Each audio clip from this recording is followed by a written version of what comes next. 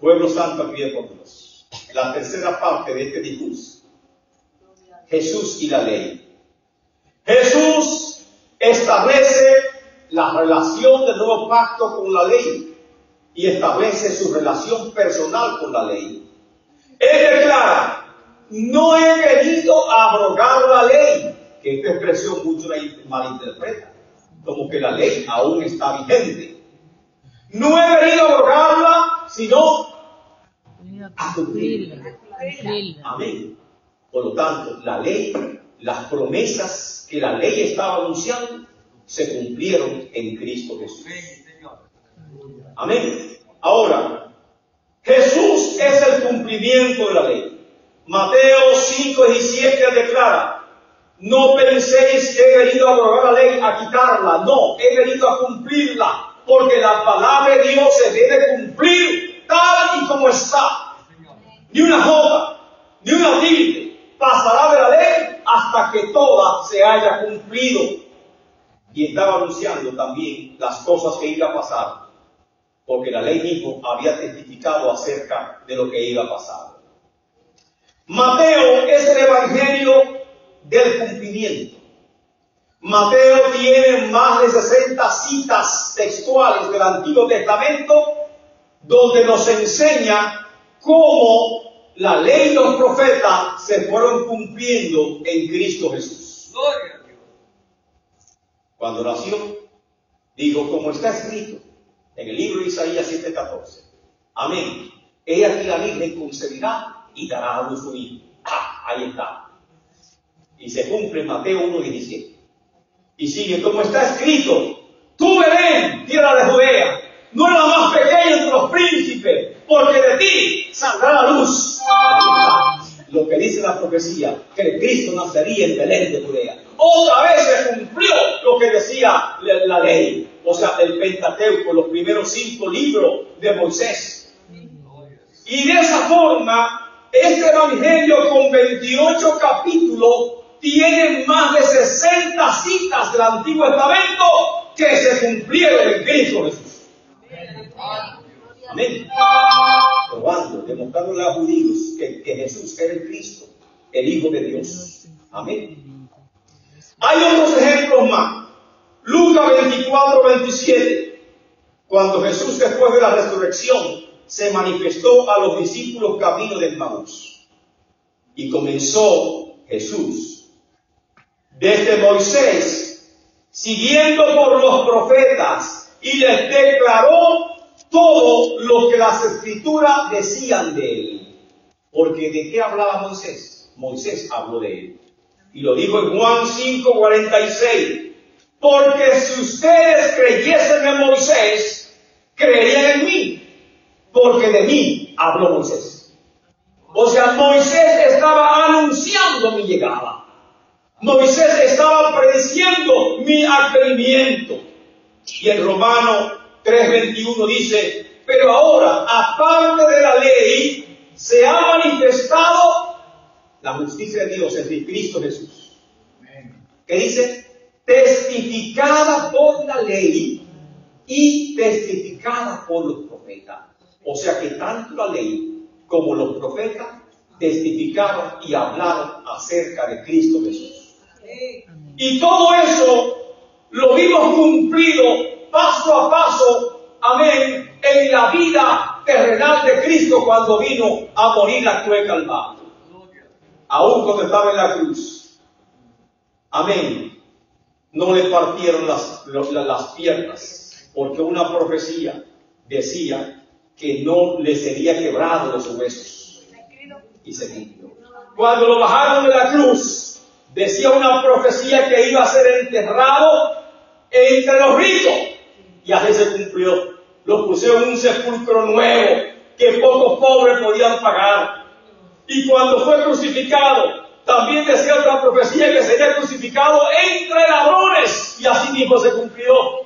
Que cuando iba a pedir agua porque tenía sed, le iban a dar hiel y vinagre. Y se cumplió. Y él dijo: he venido para que todo lo que dijo Moisés de mí se cumpla. Gloria a Dios. Y también tenía que cumplirse lo que dijo también de él, que su cuerpo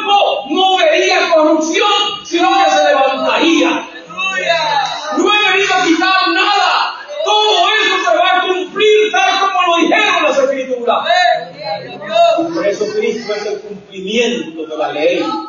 Amén. Y más aún, ¿qué aprendemos de este versículo?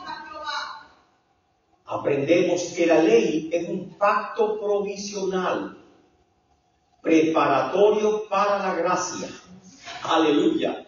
No era un pacto permanente, como muchos quieren enseñar hoy en día. La ley llega hasta Cristo, que la cumplió y nos prepara para la gracia. La ley era sombra de los bienes venideros, de las promesas que Dios traería a través de Cristo Jesús. Hebreos 10:1. La ley es nuestro ayo que nos conduce a Cristo, como dice Gálatas 3:24 y como dice Hebreos 9:11. Pero una vez estando presente Cristo, porque ya llegó, ya no hace falta más sacrificio por los pecados. No hace falta más expiación.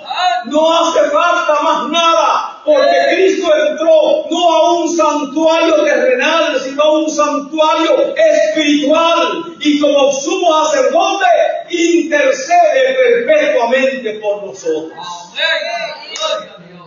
O sea, estando ya Cristo acá, ya se cumple la ley. Y fue más claro aún. Hebreos 11:13. Hebreos 11:13. Cuando dice nuevo pacto, es porque el viejo ya pasó. Amén. Aleluya. Amén. O sea que el viejo ya pasó. ¿Por qué? Porque hay un pacto. Lo dijeron los profetas. He aquí, dice Jehová, que haré un pacto con vosotros y escribiré la ley no en tabla de piedra, sino que la escribiré en vuestros corazones. Y como dijo Joel, en los tiempos postreros derramaré mi espíritu sobre toda carne. Vuestros jóvenes profetizarán. Ancianos, doncellas, verán visiones. Amén. Y este es lo que estamos viviendo, el cumplimiento de todas estas cosas. Amén. La ley, siendo un pacto imperfecto, da lugar al nuevo pacto, que es a través de Cristo Jesús. Segundo, la justicia que no se pudo alcanzar bajo la ley, ahora la podemos alcanzar por medio de Cristo Jesús. Y por eso dice Mateo 5:19-20, de manera que cualquiera que quebrante uno de estos mandamientos será llamado pequeño en el reino de los cielos. Mateo 5:20, porque os digo que si vuestra justicia no fuere mayor que ¿cuál? La de los escribas y fariseos. Oye, ¿y quién se compara con un escriba? Hombre sabio, traductores de la ley, maestros de la ley, que los sábados dan cátedras de la ley. Y los fariseos, hombres celosos, guardianes de la ley también. Y eran supuestamente los más puros, los más religiosos en todo Israel. Pero Cristo los señaló y les dijo: si vuestra justicia no fuese mayor que la de los escribas y fariseos, ¿qué pasaría? No entraréis en el reino de los cielos. Los escribas y fariseos eran muy legalistas, estrictos. Se consideraban a sí mismos como celosos de la ley, guardianes de la ley, guías y maestros de Israel. Más sin embargo, ellos no alcanzaron la justicia de Dios, pues procuraron establecer la suya propia. ¿Sabe usted qué es una religión? El intento de los hombres por alcanzar a Dios. ¿Sabe usted qué es una revelación? Es Dios poniéndose en contacto con los hombres para establecer un vínculo con ellos. Y nosotros no predicamos religión, porque la religión lo inventan los hombres para acercarse a Dios. Estamos predicando la revelación de parte de Dios. Lo que Dios nos ha comunicado, y eso es lo que estamos comunicando. Amén. Ahora, Cristo se llega a este mundo y se manifiesta como la justicia de Dios. Amén. Testificada por la ley y también por los profetas. Esta sección que llega me gusta muchísimo porque es bellísima. Contrastes entre el nuevo pacto y la ley. Yo siempre tenía confusión. Decía, ¿qué vínculo hay entre la ley y la gracia? Yo decía, ninguno. La ley está abolida. Ya. La ley no está abolida. La ley está cumplida. No abolida. De hecho, ¿acaso se quitó de los 10 mandamientos no matarás? No. No matarás está desde el pacto de Dios con Noé. Amén. Ahí está el que derramar la sangre del hombre, su sangre será derramada. La preservación de la vida. Y en todos los pactos aparece este mandamiento, porque se llama ley moral o ley universal de Dios. Y nosotros, lógicamente, tenemos que entender que gran parte de las enseñanzas nuestras, de las posiciones teológicas, la aprendemos del Antiguo Testamento. Si no fuera así, nuestra Biblia solamente fuera el Nuevo Testamento. Pero la Biblia que usted tiene, que yo tengo, tiene Antiguo y Nuevo Testamento. Porque aprendemos del Antiguo y aprendemos del Nuevo. Amén. De los dos estamos aprendiendo. El carácter de Dios, los nombres de Dios, los atributos de Dios, donde se comenzó a revelar. La Biblia entera es una revelación de Dios que de forma progresiva le fue dando a los hombres. Y nosotros tenemos que entender cómo esa revelación llegó a nosotros. Así que servir. Pero también tengo que saber que hay una diferencia. Amén. La diferencia es clara, que muchas veces no la saben. Primero, hay dos pueblos, no uno. Uno es Israel y otro es la iglesia. Usted debe saber eso. Unas son las promesas para Israel y otras son las promesas para la iglesia. La iglesia no pasará por ninguna parte de la gran tribulación, porque se le ha dicho que Dios la preservará de la hora de prueba que ha de venir sobre el mundo entero. Que si nosotros, siendo enemigos, fuimos constituidos amigos de Dios, ¿cuánto más ahora no nos va a librar de la hora de prueba? Apocalipsis 3:10, por cuanto tú has guardado mi palabra, yo también te guardaré de la hora de prueba. Una cosa son las promesas para Israel y otra para la iglesia. Israel lamentablemente pasará por la gran tribulación. La iglesia no pasará por la gran tribulación. Una cosa es la ley y otra cosa es la gracia. Son dos pactos diferentes. Uno es el pacto palestino o el pacto israelita para Israel como ley nacional. Uno tiene su emblema, su bandera, su escudo. Es Israel como nación. Y usted lee en el Antiguo Testamento los linderos. No veo los linderos. Amén. Y comienza hablando como si fuese un código civil o un código penal o un código urbano. Y el Pentateuco comienza a hablar de diferentes tipos de leyes de la tierra. Amén. O sea, leyes, agrícolas también. Lógicamente, eso se aplica al pueblo de Israel, no se aplica a la iglesia. Amén. Ahora, ¿cómo Cristo nos introdujo el nuevo pacto? Las bases del nuevo pacto, vínculo entre la ley y la gracia.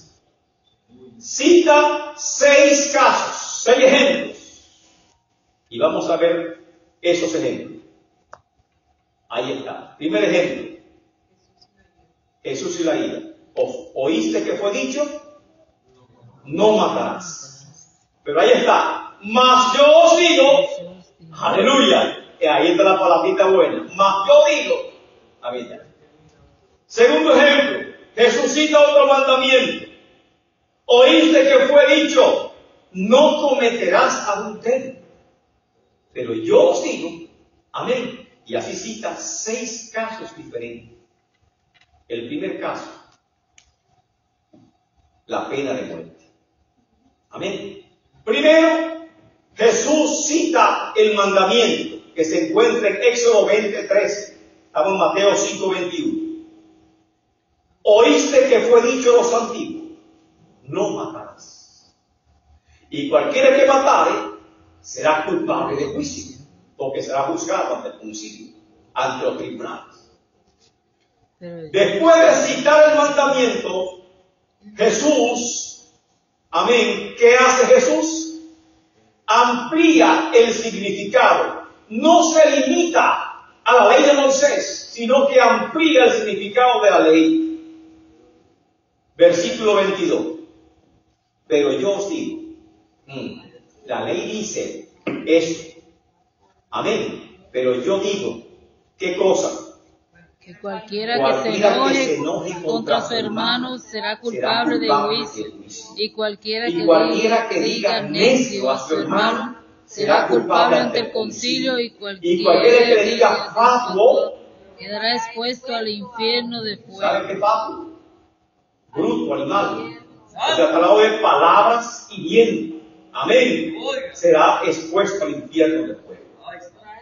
Por lo tanto, esa es la aplicación. Primero, Jesús cita el mandamiento. Segundo, Jesús amplía el significado del mandamiento. Y tercero, Jesús da una exhortación o una aplicación del mandamiento o del nuevo principio bajo la gracia. Verso 23. Por lo tanto, o sea, este es el principio. Amén.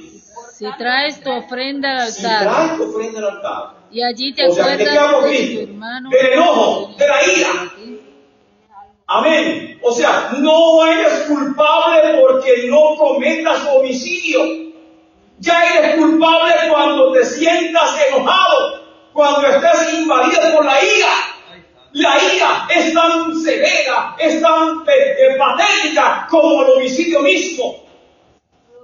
Y uno dice, como abogado nos dan los crímenes y nos dicen la motivación. Nos dan derecho forense. En el derecho forense tenemos que examinar las escenas de un homicidio. Y también en el derecho penal tenemos que examinar los móviles o el motivo. Y sin motivo y sin intención, entonces no hay crimen o puede ser excusado. Y eso hay que analizarlo. ¿Cuáles son los motivos? Pues los motivos. Y cuando se inicia una investigación, se van siempre a quienes son los que se benefician de ese acto, porque tienen mayores motivos. Ahí siempre aparece la esposa, el esposo, algún hijo, algún pariente cercano que uno puede calificar, pero en criminología son los primeros que entran de cabeza. Amén. Porque son las personas más cercanas. ¿Por qué? Porque sabemos cuáles son las motivaciones. El odio, el rencor, la envidia, la avaricia. Y eso es lo malo, que eso entra por los ojos. Amén. Y por eso esa es la causa del delito principal.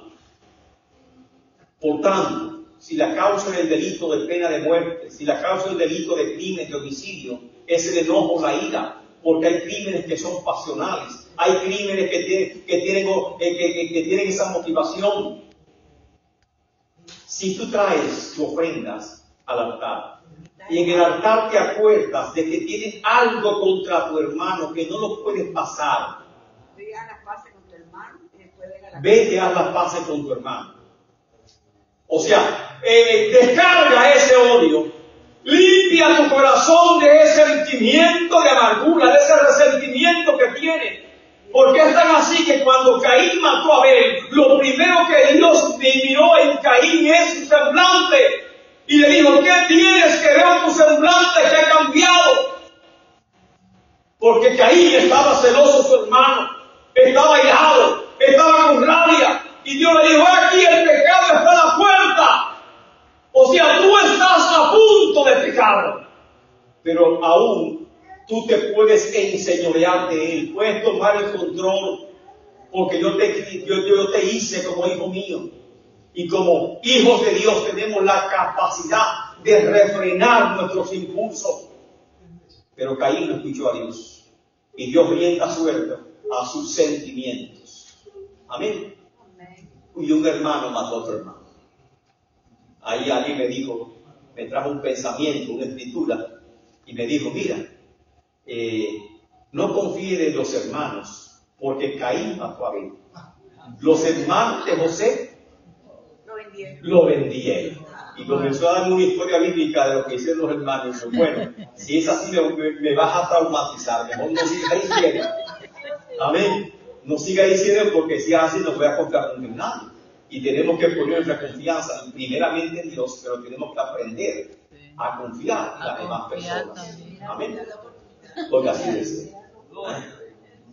El primer caso, por tanto, si traes tu ofrenda y en el altar te acuerdas que tienes algún litigio contra tu hermano, reconcíliate primero.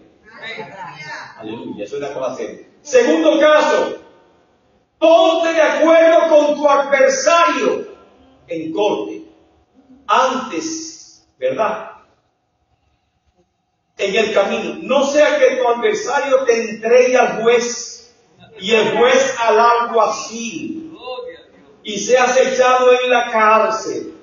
De cierto que no saldrá hasta que pagues el último cuadrante. Aleluya. ¿Qué aprendemos de este versículo? Jesús comienza recordando el mandamiento no matarás de Éxodo 23. Luego,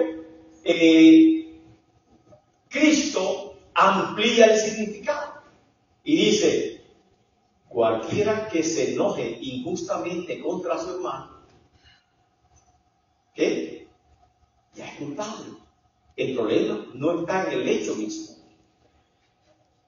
Jesús enseña que en lugar de evitar el homicidio, amén, Él habla en contra del enojo y habla también en contra de los insultos verbales, la agresión verbal.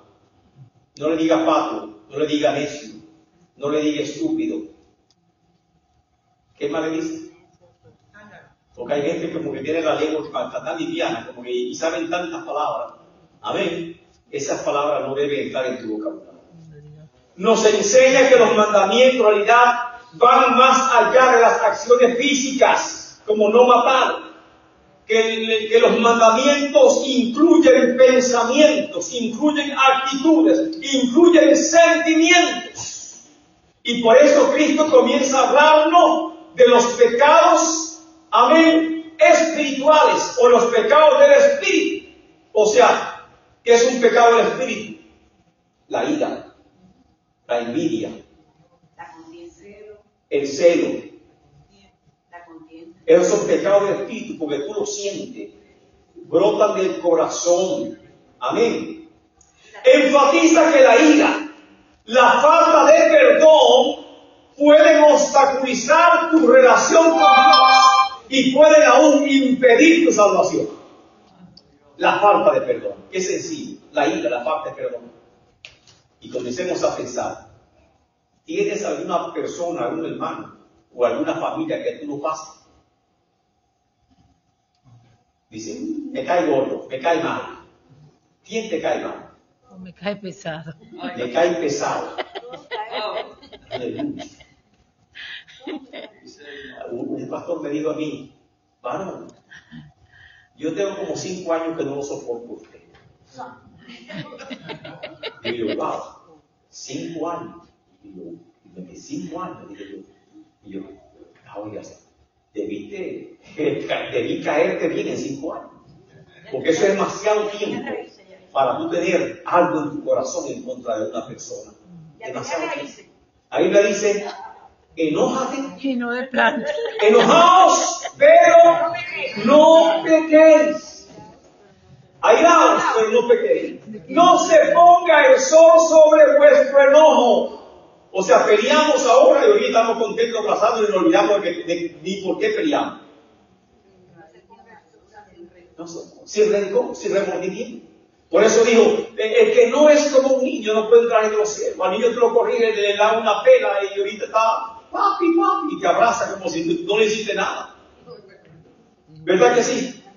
Y a un hermano que se te olvidó saludarlo, ya no te pasa. Me cae gordo.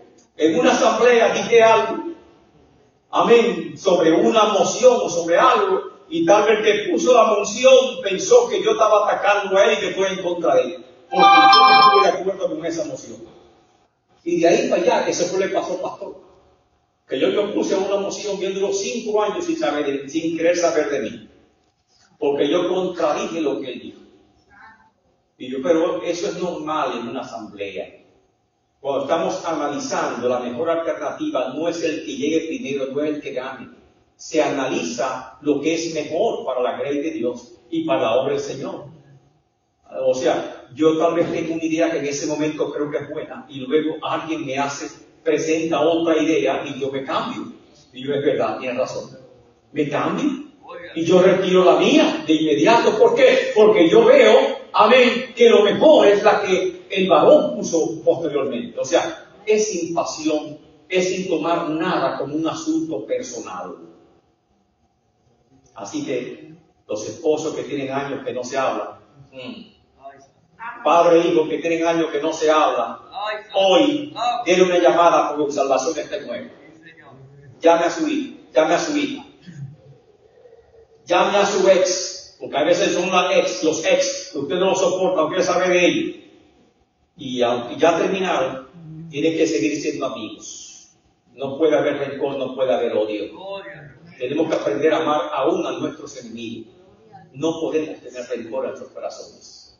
La falta de perdón obstaculiza nuestra relación con Dios. Y por eso es que nos dice, si tienes algo contra un hermano, deja tu ofrenda al altar y ve primero, reconcíliate con ese hermano antes de tu venir. No sé si me entienden. No es religión, es salvación. Amén. Y la salvación, como dice un coro, es algo que se siente.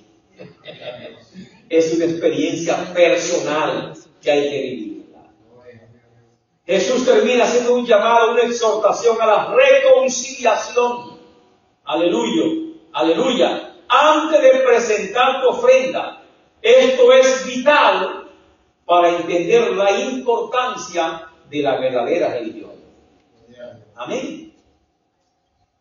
Ese es el primero, el número 1. Jesús y la ira o la pena de muerte. Segundo, Jesús y el adulterio. Aleluya. No sé si seguir con este caso o dejar los demás casos para la próxima semana. Amén. Sigo con este caso. Para la próxima semana. No, que si me dejan, yo digo a la pastora, haga un toque trompeta y seguimos vigilia hasta las 12 de la noche. Aleluya. Porque el asunto se está tornando interesante. Amén. Son 6 casos que Jesús presentó. Y le llaman sublimación de la ley. Y siempre comienza con ese mismo patrón. Primero, Jesús cita el mandamiento antiguo. Segundo, Jesús amplía el significado de ese mandamiento. Y tercero, Jesús exhorta y da una aplicación de ese principio espiritual de cómo tenemos que vivirlo bajo la gracia en la cual estamos. Si le preguntan, ¿la ley se abolió? No, la ley se cumplió. Si no estamos bajo la ley, ¿por qué no podemos matar?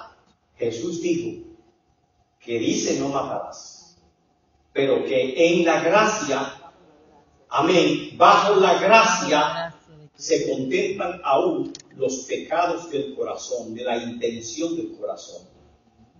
Y el enojo, la ira, amén, son pecados delante de Dios. Bajo la ley se castigaba el hecho físico de darle muerte a una persona. Bajo la gracia se penaliza tú enojarte contra otro hermano, tú guardar rencor, no perdonar, ya se penaliza.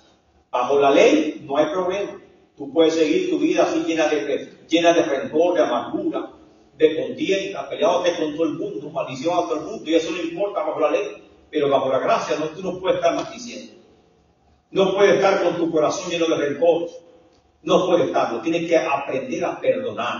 Porque no estamos bajo la ley, sino bajo la gracia. Desearían mucho estar bajo la ley y no bajo la gracia.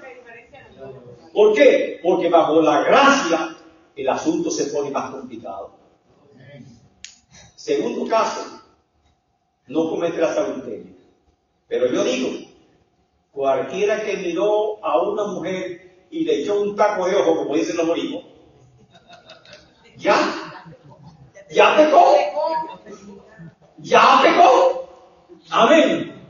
O sea, cuando tú miras a una gente así de reojo, que parece como que sale el cuchillo matando a la gente, ya tú lo mataste. Lo miraste con tanto odio que le clavaste no sé cuántos cuchillos, que tú decías, si tuviera un revólver se lo descargo arriba, le pego 38, ya tú lo mataste. Una escopeta. Ya lo mataste. Cuando ella está peleando conmigo, que me mira así, que ya me mató.